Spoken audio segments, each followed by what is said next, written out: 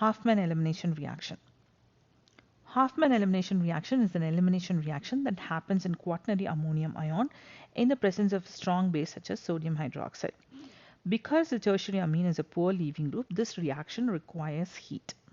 The product of this reaction is basically an alkene.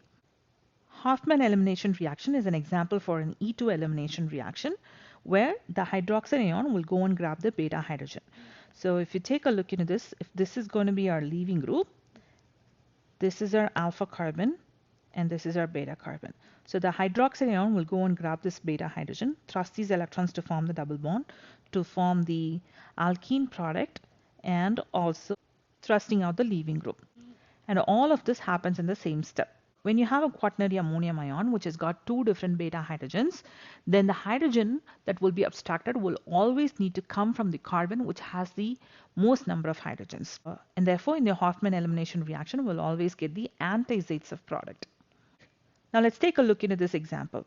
Here is the quaternary ammonium ion which has got two different types of beta hydrogens. Now think about this. This is our leaving group, right? So here is our alpha carbon, and this is one type of beta carbon, and this one right here is another type. Let's write down the products that would be obtained by abstracting this hydrogen and as well as this hydrogen. Let's say that you're going to abstract this hydrogen, then you're going to put the double bond right there. And similarly, if you're going to abstract this hydrogen, then you're going to put a double bond between these two carbons. Let's write down the product that will be obtained. So if you're going to abstract this hydrogen, then this is the product that will be obtained. And if you're going to abstract this hydrogen, then this is the product that will be obtained. And along with this, you will also have tertiary amine and also water. So these are the things that are formed in Hofmann elimination reaction. Now we have two alkenes. Between these two alkenes, which one is going to be formed as a major product? Now between these two, let's find out which one is more stable. Remember, the highly substituted alkene is more stable. So this is the highly substituted alkene, and therefore this is the most stable alkene. Or we can simply call this a Zaitsev product. Whereas the one on the left, whereas this compound right here is the least substituted product, and therefore it's less stable, and therefore we can call this as anti-Zaitsev product. In an Hofmann elimination reaction, the anti-Zaitsev product is the major product that will be obtained. So this would be the major product that will be obtained,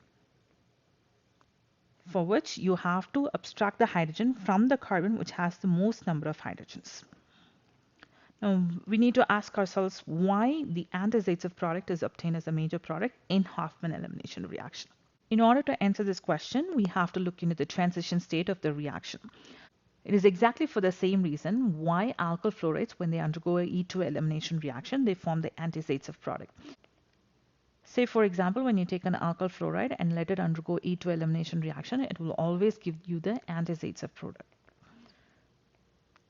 Why? Because the fluoride ion is a bad leaving group. Here again, when you take the tertiary amine is a very bad leaving group, and therefore here again you will see anti-Zaitsev product as a major product. Now let's compare the Zaitsev elimination with the anti-Zaitsev elimination. Here we are taking alkyl bromide as an example. Here we are taking our quaternary ammonium ion as the example. We know that bromide ion is a good leaving group. So when you want to abstract the hydrogen, it needs to come from the carbon which has the fewest number of hydrogens.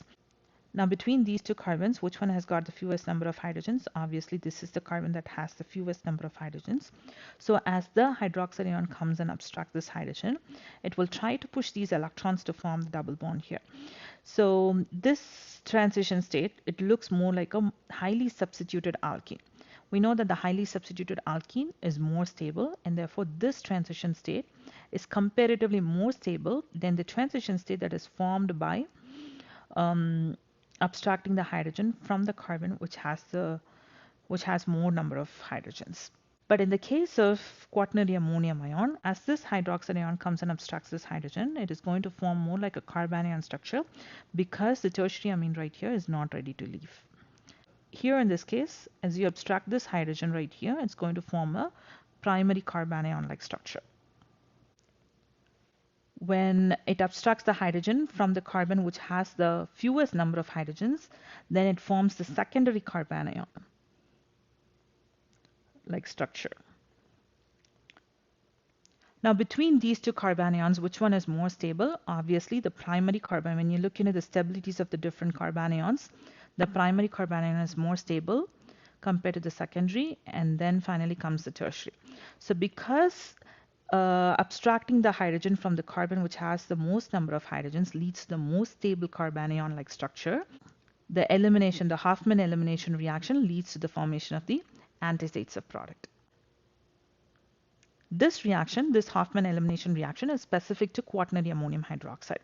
Quaternary ammonium halides do not undergo Hofmann elimination reaction because halide ions are weak bases. But you can convert the quaternary ammonium halides into quaternary ammonium hydroxide by reacting with silver oxide and water, where silver halide precipitates and the hydroxide ion is going to replace, or it's going to take the place of the halide ion.